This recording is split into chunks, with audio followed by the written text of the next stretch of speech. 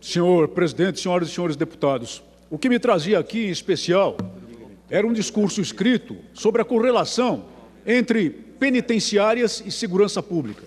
Mas a imprensa publica hoje, e foi objeto agora há pouco de um candente, embora curto, discurso do ilustre deputado Laerte Bessa, que a pobre, jovem, Rita de Cássia Martinez, de 39 anos de idade, médica paulista, que vivia em Salvador, na Bahia, foi sequestrada e assassinada e ainda teve sua filhinha de 1 ano e 8 meses de idade abandonada, exposta a morrer de inanição, de frio, até por ataque de animais, quem sabe, por um criminoso que estava, senhoras e senhores, liberado alguns dias do cumprimento da pena, numa medida de ressocialização, essa belíssima palavra, para passar o Dia dos Pais com sua família. Ele passou realmente um belo Dia dos Pais com sua família, sequestrou e assassinou essa jovem, como tantos outros criminosos beneficiados por essa frouxa legislação de execução penal que temos no Brasil fazem.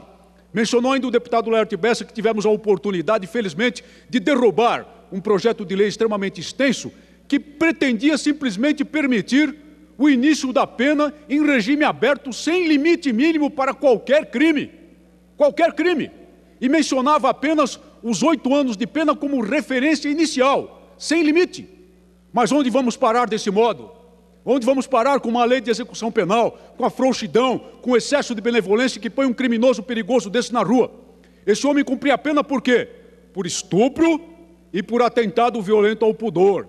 Era um indivíduo extremamente perigoso e é liberado para passar o Dia dos Pais. Ora, para passar o Dia dos Pais, ele destruiu uma vida.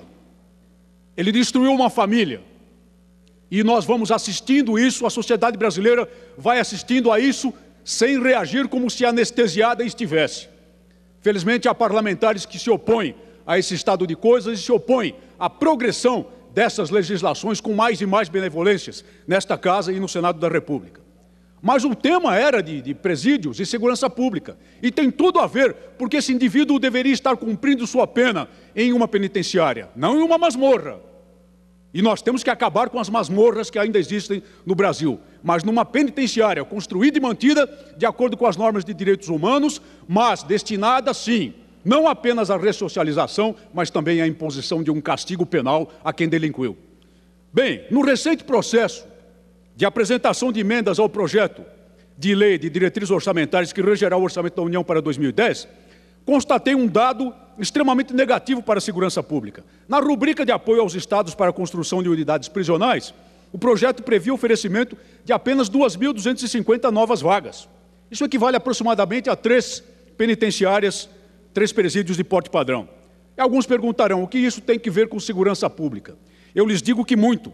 Basta lembrar que, sob o argumento de não haver condições de dignidade humana para o cumprimento de pena, certos juízes de execução penal, extremamente zelosos pelos direitos dos apenados, mas não tão preocupados com a segurança pública, simplesmente expediram ordens destinadas ao esvaziamento de algumas prisões. Isso aconteceu, entre outros, nos estados do Rio Grande do Sul e do Espírito Santo. Criminosos de alta periculosidade foram simplesmente libertados.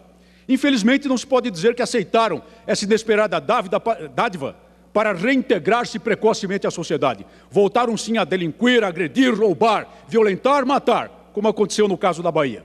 Construir penitenciárias, senhoras e senhores parlamentares, é a atividade do Estado que se correlaciona, sim, e intimamente com segurança pública. E, por outro lado, acabar com as masmorras ainda existentes é imperativo para um país que subscreve diversos tratados, acordos e convenções internacionais na esfera de direitos humanos. O problema parece ser, senhoras e senhores, que o seguinte: construir cadeia não dá voto.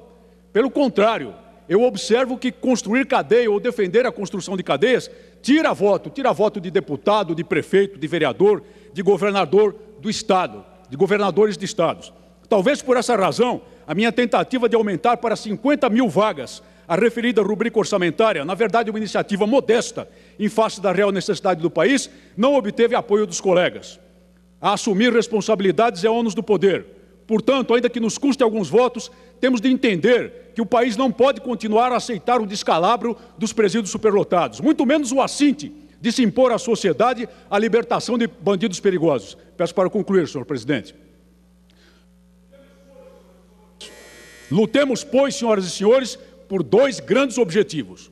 O primeiro, de curto prazo, a construção dos necessários estabelecimentos prisionais de acordo com as normas de direitos humanos. O segundo, de longo prazo, afastar a juventude pobre das periferias das garras do crime organizado, o que resultará na redução, sim, da necessidade de construir cadeias no futuro.